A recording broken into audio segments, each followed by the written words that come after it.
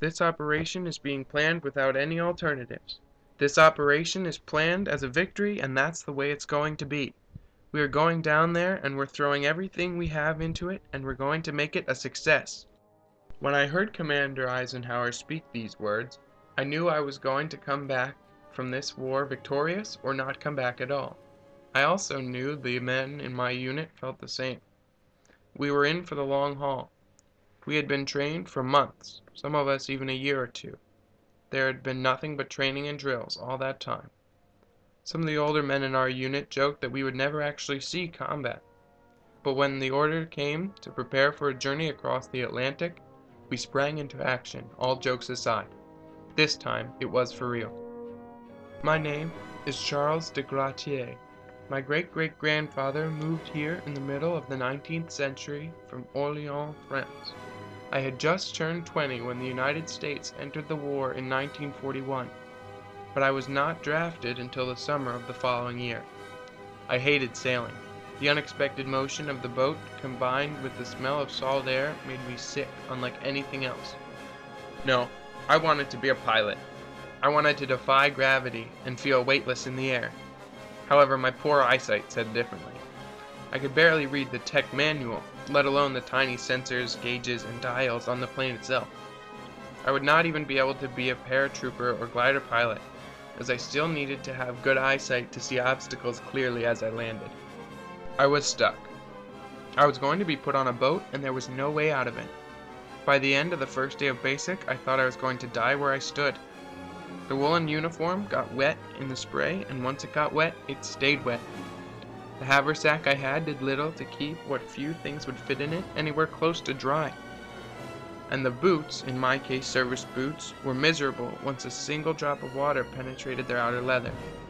The M1 rifle slung over my arm was temperamental and very sensitive to moisture. I did not see anything getting any better anytime soon.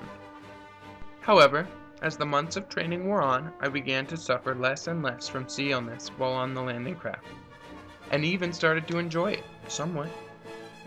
After a little less than 2 years of moving from base to base, learning the various methods of amphibious combat, and general things about being a soldier, we got the call. The invasion had been delayed a month, but the time to move was now. We were headed to Florida. From Florida, we sailed en masse to Britain, to over 70 different naval bases spread across the great island, but most of which were located along the southern coast. As a member of the 7th Corps, I would be attacking the coastline area of Normandy, France, codenamed Utah. In essence, the Utah beach was a peninsula in itself.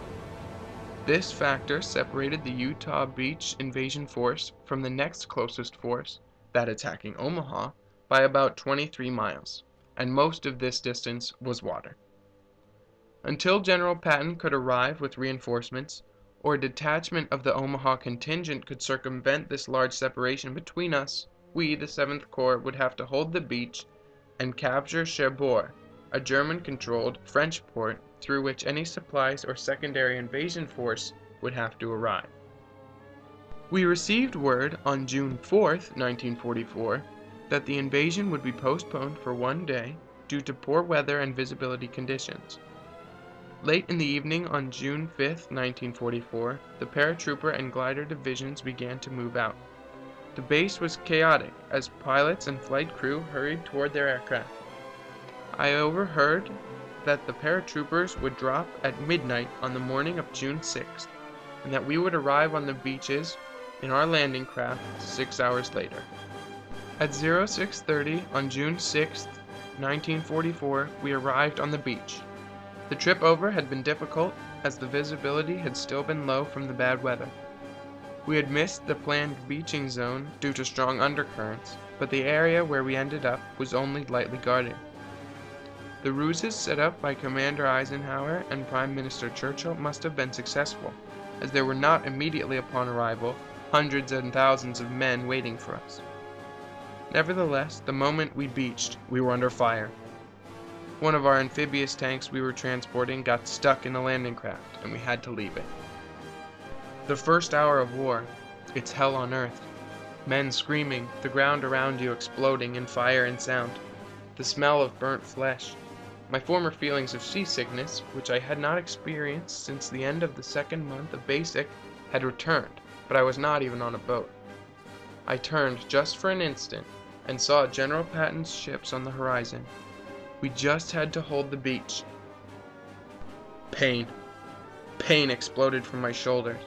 It raced down my side and across my chest. Then it ripped through my stomach, the work of a German machine gun. I collapsed on the sand, my life force spilling out right before my eyes.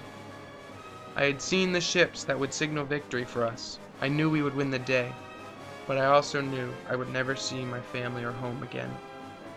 I felt my body being dragged out of the trench and back toward the boat. I wanted to call out, to tell whoever was dragging me just to leave me where I fell, but I was already gone. Charles de Gratier would have joined the 197 Allied force men who fell in the ground assault of Utah Beach. Some 23,000 men had participated in this ground invasion of Utah, this momentous battle that signaled the beginning of the end for Germany, and only a few, by comparison, were lost. Nevertheless, their sacrifice led to the victory on the beach, codenamed Utah. The flight crews who flew the late runs preceding the amphibious landing suffered the worst casualties.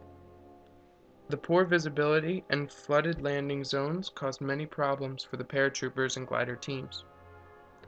The planning and inspirational speeches given by the commanders, generals, and leaders led to much higher morale and stronger determination in the face of all adversity. Thanks to the efforts of all who gave so much, especially the men who gave their lives, the Allies won the war.